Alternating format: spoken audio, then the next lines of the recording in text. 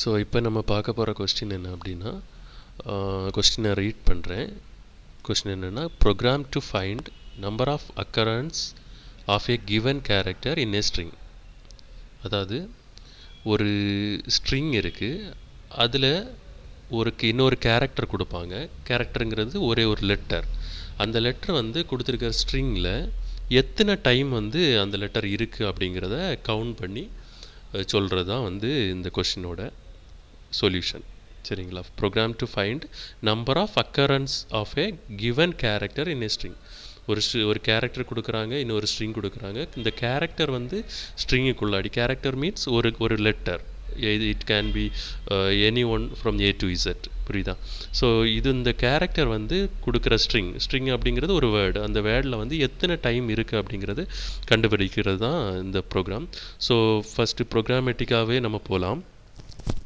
First என்ன செய்யணும் அப்படின்னா, இப்போ நம்ம கொஸ்டினை பார்த்துக்கோங்க. கொஸ்டினில் என்னென்ன இருக்குது? ஒரு வந்து given character in a string. So வந்து நமக்கு ஒரு கேரக்டர் தேவைப்படுது. ஒரு கேரக்டரும் வருது, அப்புறம் வருது ஸ்ட்ரிங் வருது. ஸோ கேரக்டருக்காக நான் என்ன செய்திருக்கிறேன்னா, கேரக்டர் அப்படிங்கிற டேட்டா டைப்பில் ஒரு வேரியபிள் எடுத்துக்கிறேன், ஏ அப்படின்னு.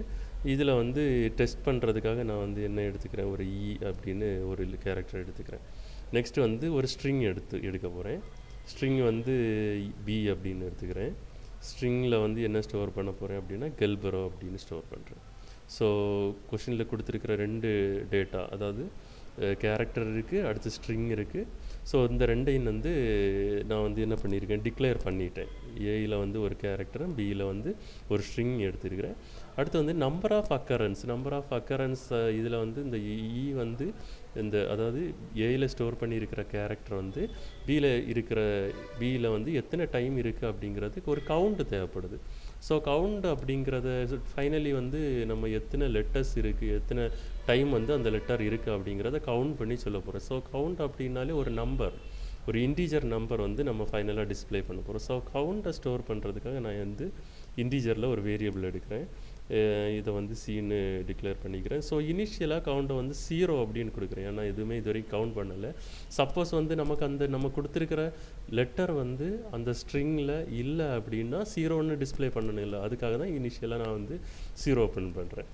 நெக்ஸ்ட் வந்து என்ன பண்ணுறோம், நெக்ஸ்ட் வந்து அசியூம் பண்ணிக்கோங்க, நமக்கு வந்து ஏல வந்து ஒரு இ அப்படிங்கிற கேரக்டர் இருக்குது.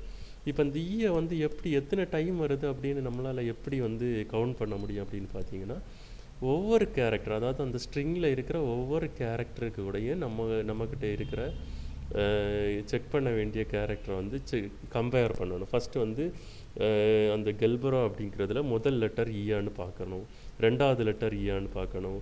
அப்போ எப்போ எல்லாம் ஈயா இருக்குதோ அப்போ எல்லாம் இந்த கவுண்ட் வந்து கூடணும். இப்போ வந்து ஃபஸ்ட்டு எப்படி வந்து கம்பேர் பண்ணலாம் அப்படின்னு பார்த்தீங்கன்னா, கம்பேர் பண்ணுறதுக்கு என்ன செய்யணும், நம்ம வந்து இஃப் கண்டிஷன் போடுவோம். இஃப் கண்டிஷன் போட்டுட்டு அதில் என்ன செய்யும், எதை கம்பேர் பண்ணணும், ஏயில் தான் நம்ம செக் பண்ண வேண்டிய கேரக்டர். அதுக்கு கூட எதை செக் பண்ணணும், ஸ்ட்ரிங்கில் இருக்கிற ஒவ்வொரு கேரக்டரா அப்படிங்கிறப்போ ஒரு ஸ்ட்ரிங்கில் இருந்து ஒரு கேரக்டரை மட்டும் எடுக்கிறதுக்கு நம்ம என்ன யூஸ் பண்ணுவோம் அப்படின்னா, கேரக்டர் ஆக்ட். அதுக்கு தான் நம்ம இப்போ வந்து பிங்கிறதுக்கு ஸ்ட்ரிங், அதில் இருக்கிற ஒரு பர்டிகுலர் கேரக்டர் எடுக்கணும்னா கேரக்டர் ஆட் கொடுத்துட்டு இப்போ எக்ஸாம்பிள் ஃபஸ்ட்டு கேரக்டர் எடுக்கிறதுக்கு நமக்கு இந்த இடத்துல 0 போடுவோம். நல்லா கவனிச்சுக்கோங்க, இந்த இடத்துல ஃபஸ்ட்டு கேரக்டர் எடுத்தேன்னா 0, செகண்ட் கேரக்டர் எடுத்தேன்னா 1 போடுவோம். ஃபஸ்ட்டு வந்து இது வந்து கம்பேரிசன் பண்ணுறதுக்கு. இப்போ 0வை கம்பேர் பண்ணுறேன். கம்பேர் பண்ணிவிட்டு நெக்ஸ்ட் என்ன பண்ணுவோம், ஒவ்வொரு டைமும் இருக்கிற நம்ம கம்பேர் பண்ணக்கூடிய கேரக்டரு நம்ம கொடுத்துருக்கிற லெட்டர், அதாவது அந்த கேரக்டருக்கு நம்ம செக் பண்ண வேண்டிய கேரக்டருக்கு ஈக்குவலாக இருந்தால் நம்ம என்ன செய்யணும், கவுண்டை வந்து இன்க்ரீஸ் பண்ணணும். அதுக்காக தான் நான் என்ன பண்ணுறேன், C=C+1 அப்படின்னு போடுறேன். ஸோ இப்போ வந்து இங்கே ஒரு டைம் வந்து என்ன ஆகுது, இன்க்ரீஸ் ஆகுது. இப்போ நான் இதை பிரிண்ட் பண்ணி காமிக்கிறேன். பிரிண்ட் பண்ணும்போது என்ன நடக்குது, மிஸ்ட் செமிகோலன் ஹியர். ஸோ சியை பிரிண்ட் பண்ணுறேன் பாருங்கள்.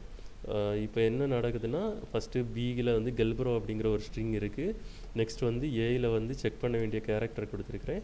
இந்த செக் பண்ண வேண்டிய கேரக்டர் ஃபஸ்ட்டு கேரக்டர் கூட மேட்ச் ஆகியிருந்துன்னா இந்த ஸ்ட்ரிங்கில் இருக்கிற ஃபஸ்ட்டு கேரக்டர். எப்படி ஃபஸ்ட்டு கேரக்டர்? இந்த கேரக்டர் 0 போட்டிருக்கனால ஃபஸ்ட்டு கேரக்டர் செக் பண்ணும். ஸோ இதுக்கு கூட மேட்ச் ஆகிருந்தால் இந்த கவுண்ட் வந்து 1 இன்க்ரீஸ் ஆகி சிஸ்டம் டாட் அவுட் டாட் பிரிண்டலில் பிரிண்ட் ஆகும். நான் இப்போ ரன் பண்ணி காமிக்கிறேன். ஸோ இப்போ ரன் பண்ணும்போது வந்து நமக்கு 0 கிடைக்குது. அவுட்புட் பார்த்திங்கன்னா 0 தான் இருக்குது. 0 மீன்ஸ் நமக்கு வந்து அந்த கேரக்டர் வந்து மேட்ச் ஆகலை. புரியுதா? ஸோ இப்போ மேட்ச் ஆகலை. ஏன்னா வந்து இங்கே இருக்கிற ஃபஸ்ட்டு கேரக்டர் வந்து ஜி. ஸோ அதனால் நமக்கு 0 தான் பிரிண்ட் ஆகும். இந்த லூப்புக்குள்ளாடி வந்து போகாது. ஏயில் இருக்கிற ஈயும் இந்த கேரக்டர் அட் 0 போடும்போது பியில் இருக்கிற ஃபஸ்ட்டு கேரக்டர் ஜியும். G is not equal to E. So வந்து இந்த லூப்புக்குள்ளே போகாது.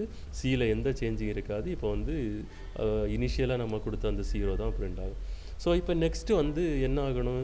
இப்போ 0லேருந்து இந்த இடத்துல கேரக்டர் அட் 1 போடணும், 2 போடணும், 1 போட்டு செக் பண்ணணும், 2 போட்டு செக் பண்ணணும், 3 போட்டு செக் பண்ணணும். அப் டு எத்தனை, அதாவது இந்த ஸ்ட்ரிங்கில் எத்தனை லெட்டர்ஸ் இருக்கோ அவ்வளோ டைம்ஸ் வந்து நமக்கு பிரிண்ட் ஆகணும்.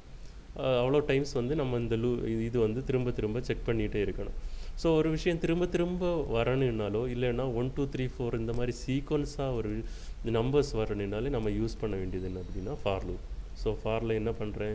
இனிஷியலாக வந்து இன்ட் அப்படின்னு போட்டு இதில் வந்து எக்ஸாம்பிள் ஹெச் ஈக்குவல் டு ஒரு வேரியபிள் போட்டு 0 இனிஷியலாக 0 உடையான் அப்படின்னா நமக்கு ஸ்ட்ரிங்கில் ஒரு இனிஷியல் வேல்யூ ஃபஸ்ட்டு வேல்யூ எடுக்கணும்னா 0லேருந்து தான் ஸ்டார்ட் பண்ணணும்.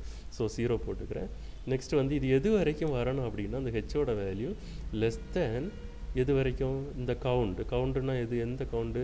இந்த பியில் இருக்கிற பிங்கிற ஸ்ட்ரிங்கில் எத்தனை லெட்டர்ஸ் இருக்கோ அது வரைக்கும் வரணும். கரெக்டாக? அப்போ நான் என்ன பண்ணுறேன்? பி டாட் லென்த் கொடுத்துக்கிறேன். நெக்ஸ்ட் வந்து பார்த்தீங்கன்னா செமிகோலன். அடுத்து வந்து ஹெச் ப்ளஸ் ப்ளஸ். ஓகேவா? ஸோ இப்போ இந்த லூப் என்ன ஆகும் அப்படின்னா இந்த இடத்துல முடியும்.